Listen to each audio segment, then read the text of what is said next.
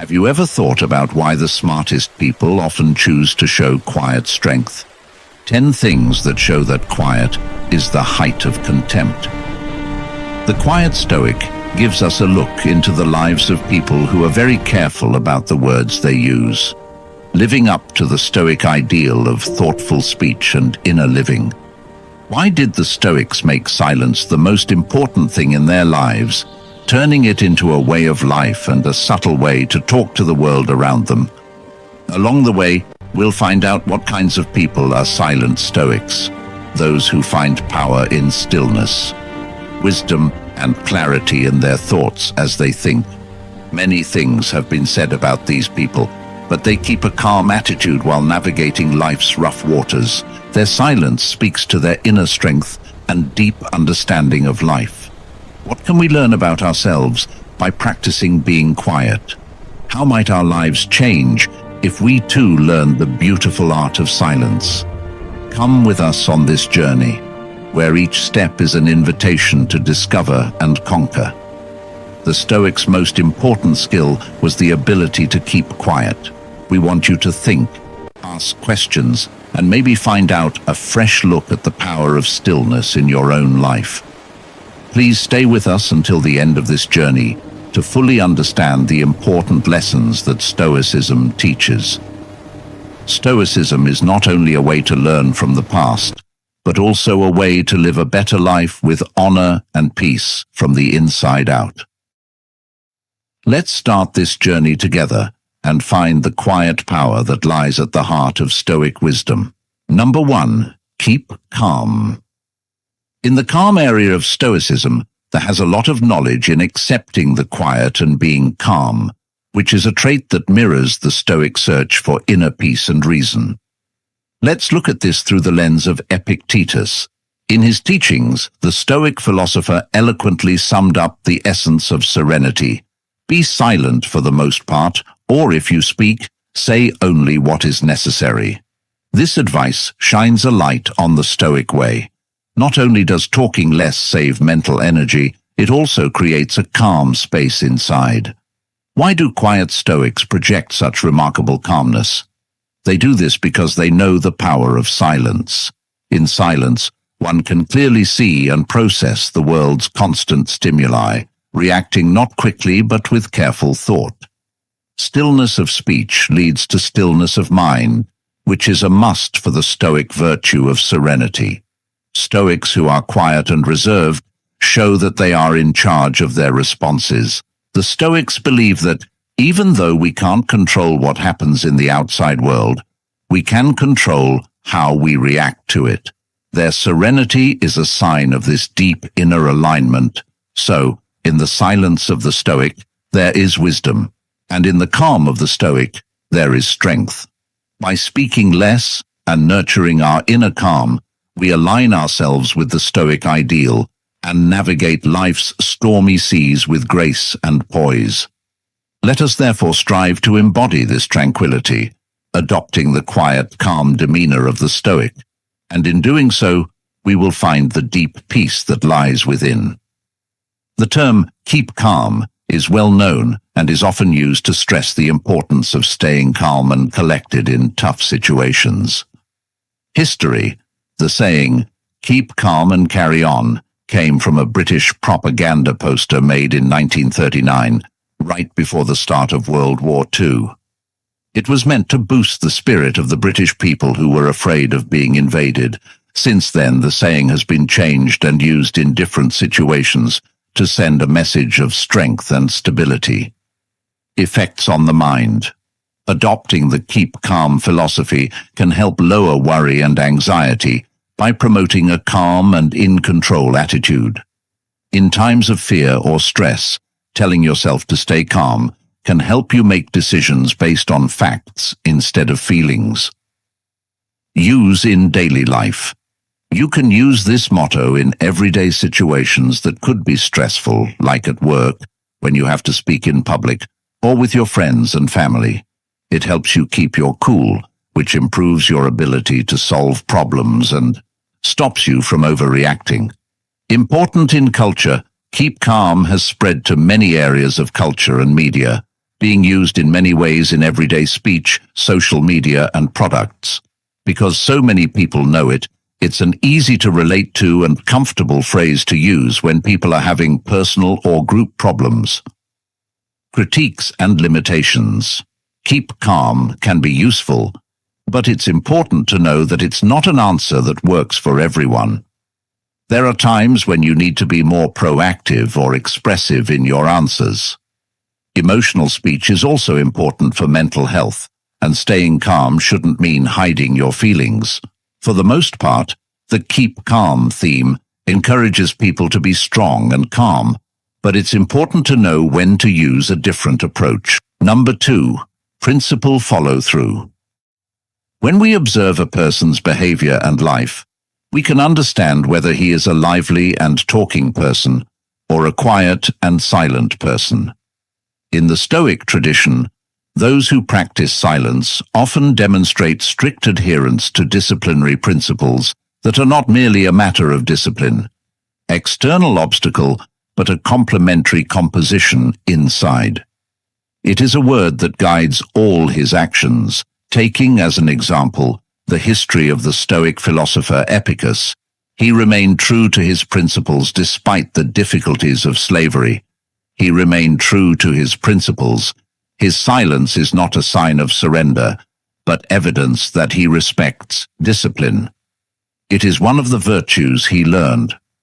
What can we learn from the serene Stoics, whose lives demonstrated the virtues of self-control and self-restraint? That although we have no control over external events, we can control our outcomes by insisting that a principled and disciplined life leads to freedom and peace.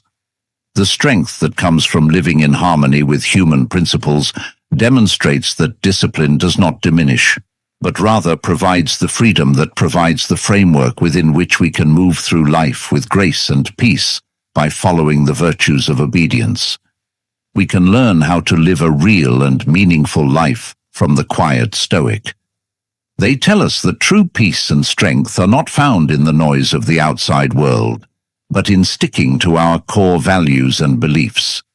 Let us be inspired by the quiet Stoics and work to develop our own principled compliance, not as a burdensome set of rules, but as a guiding light toward a life of virtue, honesty, and deep inner peace.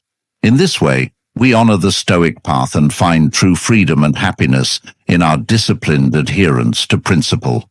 Number 3, strength and adversity. Have you ever wondered why the silent Stoic stays strong through life's storms?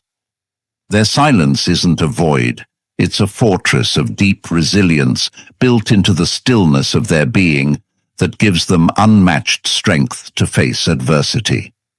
Consider the story of Epicurus, born into slavery and later becoming one of the most influential thinkers of his time.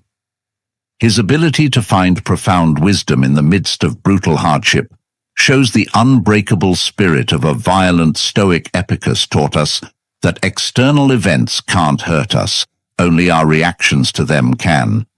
In his silence, he found the strength to endure and the wisdom to turn adversity into a growth-promoting force. Why do people who speak less often show such resilience in the face of adversity? Because they are quiet, they build a strong connection with themselves that outside forces can't shake. They learn in the stillness of their reflection that they have the power to choose how to deal with life's challenges, a realization that fills them with unbreakable resilience. Let us be inspired by the silent Stoic and use the power of silence to strengthen our resilience when we face problems. Remember the silent strength of Epictetus and ask yourself how you can use this challenge as a chance to grow. By adopting the Stoic practice of speaking less and reflecting more, we can find a source of resilience within ourselves that gives us the strength to handle life's challenges. Not only with patience, but also with the style and knowledge of a real Stoic. Understanding adversity. Adversity is when we face things that are hard or unpleasant and put our mental, emotional, or physical health to the test. It can come in many ways, such as loss of a loved one, money problems, health crises, and problems in society.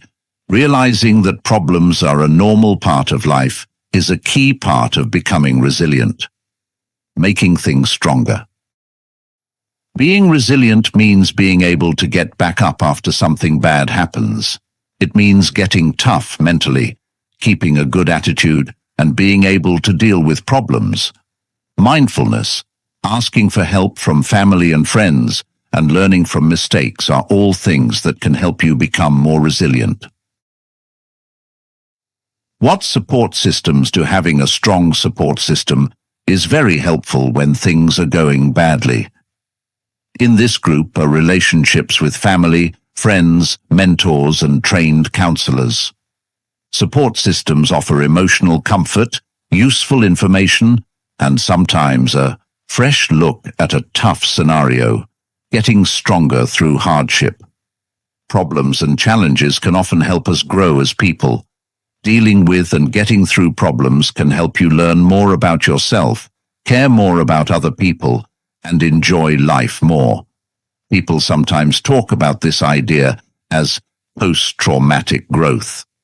Keeping up hope and positivity.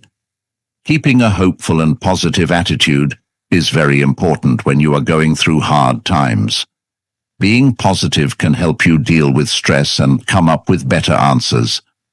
Setting small goals that you can reach, being grateful, and thinking about the future are all things that can help you keep a good attitude. In order to get through hard times well, this lesson stresses how important it is to recognize problems, build resilience, get help, learn from them, and keep a good attitude. Number 4, get rid of distractions. There is a deep trait among those who choose the path of silence, getting rid of distractions. Picture the serene figure of Epicurus, a Stoic philosopher whose life was a testament to the power of focused simplicity. Despite being born into slavery, Epictetus's Stoic demeanor and his commitment to a life free from the unnecessary clutter of the mind and environment made him stand out as a beacon of tranquility. Why did quiet people like Epicurus stress getting rid of distractions? Because they knew how important it was to focus on what really matters: virtue, wisdom, and inner peace. In their world, every unnecessary distraction was seen not just as an annoyance, but as a barrier to the cultivation of a deep reflective. By shedding these unnecessary layers, they were able to connect more deeply with their inner selves and the universal truths of life. Let's learn from the silent Stoics. They teach us that by getting rid of distractions, we're not only making our lives easier on the outside, but we're also making room for our inner journey toward wisdom and self-discovery. It's not about giving up things just for the sake of giving up them. It's about making a space where our true selves can grow without being stifled by the constant noise of the world. That's why I invite you to join this Stoic practice. Let's try to get rid of distractions, not only in our physical spaces, but also in our minds. By doing this, we honor the legacy of Stoic philosophers like Epicurus and pave the way to a life of purpose, clarity, and deep inner peace. Distractions can make it hard to concentrate and get work done, whether you're at work, studying, or just relaxing. Managing and reducing distractions is important for staying focused and getting things done quickly. Here's how to get rid of distractions for good. Figure out what's distracting you. The first thing you need to do is figure out what is distracting you. Social media, emails, noisy places, and personal gadgets are all common things that can distract you. Once you know what these are, you can control them in a certain way. Set up a dedicated workspace. Having a place that is organized and only used for work or studying can train your mind to concentrate when you're there.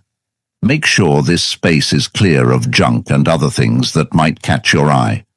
Be smart about how you use technology.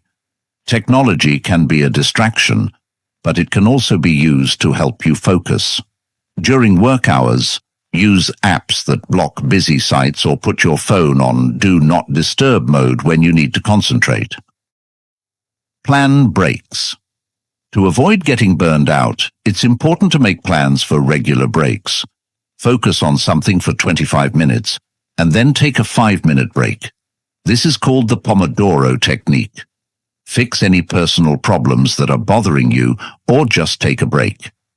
When you come back to your job, you'll be more focused. Make plans and goals that are clear. Making sure you know exactly what you need to do can help you stay inspired and on track. Divide your work into smaller, more doable pieces and put them in order of importance. This keeps your mind on what's most important and makes you less likely to get distracted by less important things.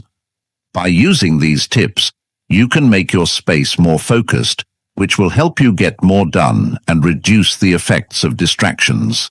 Number 5. Inner strength. Inner strength is a great quality that is often hidden like a gem in a calm Stoic. It isn't always easy to see, but it's clear when you see how they can endure, persist, and thrive in the face of life's difficulties.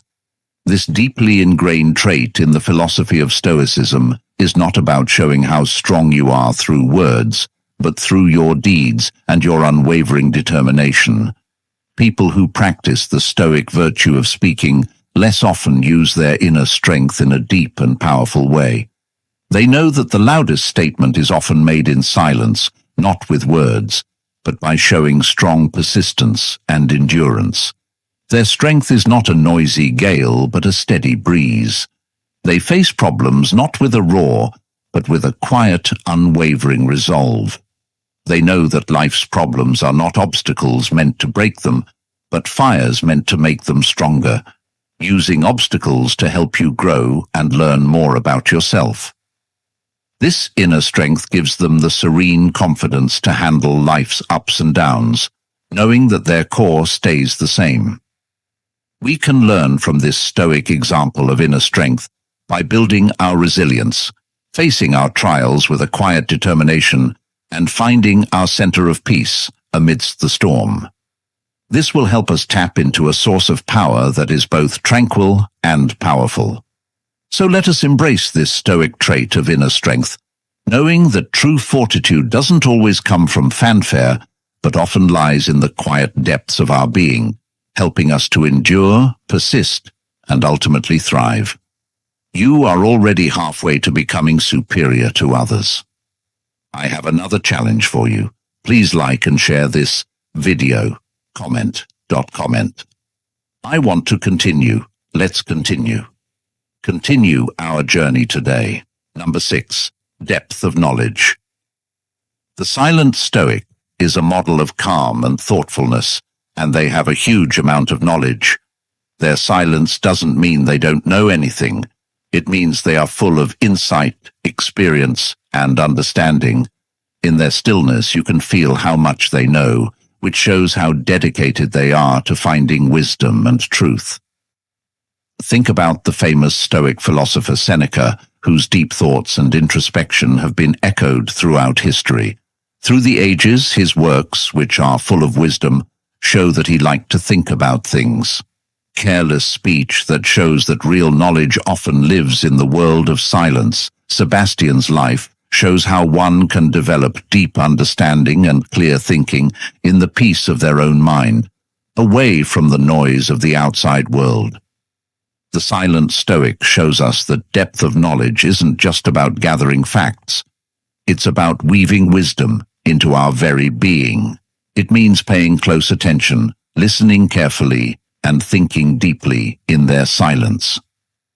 These Stoics have a conversation with their inner selves about the complicated parts of life and existence. They come up with insights that are like the stillness and clarity of a pond, which was influenced by the silent Stoic. Accept the quiet path to learning more. Value silence as a place where wisdom can grow, where insights can take root, and where our understanding of the world and ourselves can deepen. By doing this, we honor the Stoic path of seeking truth and wisdom, not through the noise of words, but through the deep clarity that comes from thoughtful silence. The depth of knowledge, DOK, framework was created by Dr. Norman Webb to organize tasks based on how much thinking is needed to finish them. It helps teachers understand and use a wide range of learning methods, from easy ones like remembering things to more difficult ones like thinking and planning. Levels of DOK. Level 1. Recall and reproduction. Tasks need you to remember facts or follow easy steps over and over again. For instance, remembering words or doing simple math tasks are examples. Level 2. Skills and concepts. Some tasks require you to make choices and use your skills in new ways. This could mean putting things in order, comparing and contrasting them, or figuring out what the data means. Level 3. Strategic thinking. The tasks need you to use data, reason, and plan. One example is solving problems with more than one step, where some solutions need to be justified, or where decisions and steps need to be explained. Level 4. Extended thinking. Tasks need complicated reasoning, planning, and more time to look into them. Projects that need to come up with hypotheses and do in-depth studies are examples. Use in education. DOK levels help teachers make lessons that meet a range of students' cognitive needs and make sure that students don't just remember things. They also use and interact with what they've learned in a deeper way.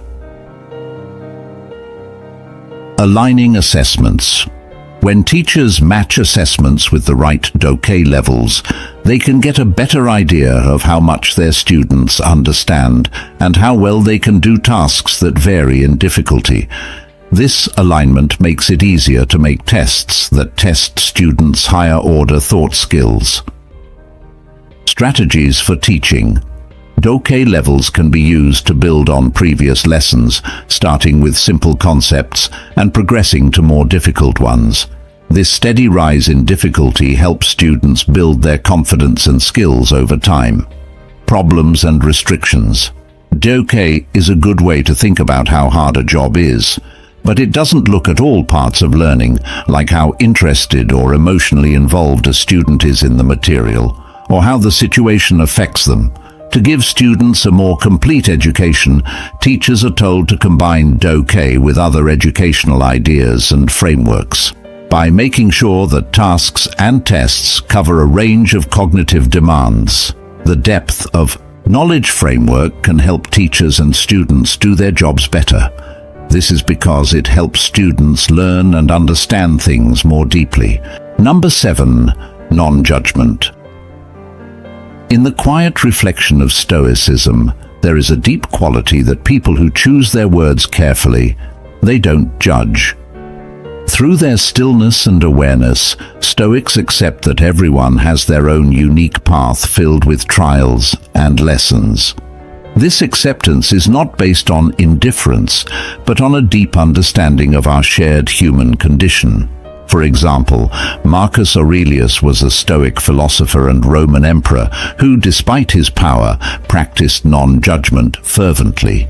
He often wrote in his meditations about seeing others with compassion and understanding, knowing that, like him, they were doing what they thought was right based on their own nature and knowledge. This view gave him the ability to approach others with understanding and patience instead of condemnation or judgment. What can we learn from this Stoic trait of not passing judgment? Not judging others frees us from constantly judging and reacting to their actions, which makes us more humble and encourages us to treat others with the same kindness and understanding that we would want for ourselves. This trait also promotes inner peace because it frees us from the stress of constantly judging and reacting to others' actions. By practicing non-judgment, we not only improve our relationships, but also grow as people, developing virtues like empathy, patience, and understanding. Let us be inspired by the quiet Stoics and Marcus Aurelius and try to see the world through a lens of non-judgment. By doing this, we will be more in line with the Stoic ideals of virtue and wisdom, which will lead to a more peaceful and kind life for ourselves and those we interact with. Number 8. The way to listen deeply. Why does the smart Stoic listen more than they speak? This technique, which comes from Stoicism, is called the art of deep listening. It's more than just listening. It involves understanding and empathy as well. Stoics know that listening deeply can help you understand not only what someone is saying, but also who they are. Think about the Stoic sage Musonius Rufus. Even though he was very articulate, he saw listening as a way to true knowledge. He was able to gain insights that he could never have gained by speaking. It was through listening that he developed wisdom, compassion, and a deep connection with the world around him. What can we as aspiring Stoics learn from the art of deep listening? It teaches us to be present, to value other people's points of view, and to know that everyone has a story that is worth hearing. By practicing this art, we develop patience, empathy, and a stronger sense of connection with those around us. I encourage you to try this Stoic practice in your next conversation. Pay attention not only to react, but also to fully understand. Ask yourself, what can I learn from this exchange? By asking yourself, how can I connect more deeply with this person? You honor the Stoic tradition by turning every interaction into a chance for growth and connection, embodying the deep wisdom that we often talk most eloquently when we choose to listen. Develop presence. To listen deeply, you must first be fully present in the present time. Putting aside physical, like smartphones, or mental, like stray thoughts, distractions, is what this means. The person and what they have to say should be the only things that matter. Being aware is needed for this, and you can improve it by making eye contact, nodding, and using your body to show that you are paying attention. Don't judge. If you want to listen deeply, you need to put aside any opinions or ideas you already have. When you have an open mind, you can really hear what the other person is saying without letting your own assumptions or biases get in the way. This doesn't mean you have to agree with everything that is said, but you should give the person a chance to say what they really think. Understand. Understanding is the most important part of deep listening. Try to figure out how the person speaking felt and what drove them to say what they did. It's not enough to just understand what someone is saying. You have to connect with them on an emotional level. By asking questions that show you understand, you can show that you are truly interested. Think about it and make it clearer. Think about what was said before, during, and after listening to make sure you understand. This could mean writing down the speaker's main points in your own words and, if needed, asking follow-up questions to make sure you understand. This keeps things clear and lets the other person know that you are paying attention to the talk. Respond appropriately. Responding in a way that is respectful and related to what was said is also part of deep listening. Your answers should show that you understand what the speaker said and are giving it some thought. As an example, you could offer support, give comments, or share your own thoughts in a polite way. Deep listening is a powerful conversation skill that means really paying attention to what someone is saying so you can understand not only what they are saying, but also how they feel and what they want to say. Being present, patient, empathetic, and attentive are all things that are needed. You can build stronger bonds, solve problems more effectively, and learn more about other people's thoughts and feelings by listening deeply. This skill is very useful in personal relationships, the workplace, and other places where talking to people in a relevant way is important. Number 9. Humble. Have you ever noticed that people who don't talk as much give off a quiet sense of humility? In the Stoic culture, this isn't just a coincidence. Stoics who are quiet show humility not just on the outside, but as a deep-seated virtue that shows what they believe. They know that wisdom isn't about proving your presence through words, but about embracing the vastness of what you don't know. Take Kay the Younger as an example. He was a Stoic who lived his life with an amazing blend of courage and humility. Despite playing a major role in Roman politics, he chose a life of simplicity over luxury, which shows how he lived his Stoic beliefs. His modesty wasn't a sign of weakness, it was a sign of his unwavering strength and conviction. He spoke less and listened more, and let his actions show how Stoic his beliefs were. What does this mean for us? The humility of silent Stoics teaches us that we can only be truly great when we know our own limitations and are willing to learn from everyone and everything we come across. It makes us think. Do we listen to understand, or do we listen only to respond? Are we open to the wisdom around us, or are we limited by our own egos? By embodying the humble nature of silent Stoics, we can cultivate a life of genuine happiness and deeper connections. Being humble helps us grow, change, and accept that life is always changing with grace and respect. Let us be inspired by the Stoics and find strength in our silence and humility, knowing that this is the way to true knowledge and understanding. Number 10. Having self-control. Self-control is an important skill that helps people control their feelings, actions, and impulses so they can reach their long-term goals. It's important in many areas of life, such as personal relationships, school and work, and your mental health in general. Understand the triggers. To start, figure out what feelings, events, or people make you act without thinking. You can control yourself if you are aware of it. Knowing what makes you act on impulse can help you get ready for these situations and maybe even avoid them. Create coping strategies. Once you know what sets you off, come up with good ways to handle them. One way to do this is to take deep breaths, go for a walk, or talk positively to yourself. Mindfulness and meditation are two other techniques that can help you stay calm and in control. Be clear about your goals and limits. Make sure your goals are clear and attainable. This will help you stay on track and complete your tasks. Setting clear limits on what is and isn't okay to do will help you stay self-disciplined.